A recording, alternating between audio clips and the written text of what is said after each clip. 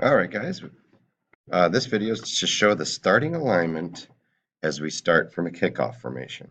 And here, once again, got your goalie, got your right D, center D, left front D, right front D, left midfielder, right midfielder, center striker, left forward, and right forward. And that is how we start the game. Now, as the offense flows and the defense flows, we already know what we're doing with our triangles on defense.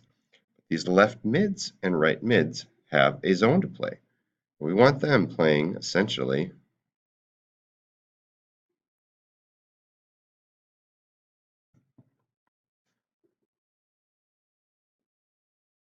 all the way up to this goal line.